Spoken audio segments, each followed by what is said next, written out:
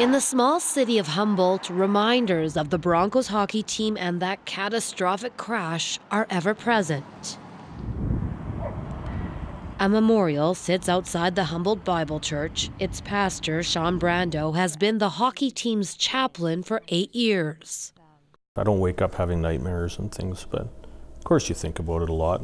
Brandow wasn't on the bus, but he came upon the crash scene with his family. And just hear groaning and panic and fear. The 39-year-old pastor was thrust into the national spotlight after the crash in this televised vigil for the victims.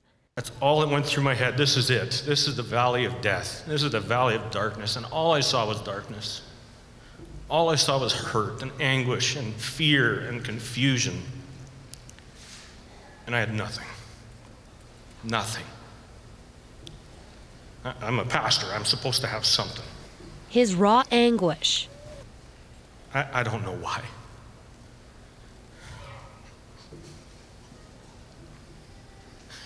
I don't know why. And questions resonated with a nation. Where was God? How could God allow this? And that's really at the heart of it. And where was God in all of this? For him, it wasn't a crisis of faith, but he knew it could be for others. If God was a God that we could fully understand and could dictate what we thought should happen, this world would be in rough shape. If I got my way every time, and if I tried to formulate a God that fit into a box of some sort, whatever I want him to be, he's no longer God anymore. Hope and humor are his salvation. At Saturday's memorial, the pastor will again search out the faces of 29 families grieving lives lost and lives shattered, survivors left paralyzed or coping with brain injuries. The families united yet unique. There's great strength to grieving collectively that way. There's great comfort in that, but at the same time, it's hard to do and hard to keep doing. Grief, he says, is messy. So where you have one person who's been able to move to forgiveness, another person can't, and so it creates an issue of, well, how dare you forgive that person? And then the other person says, well, how dare you be so behind in grieving? And so it just presents some strain that isn't meant to happen in grief.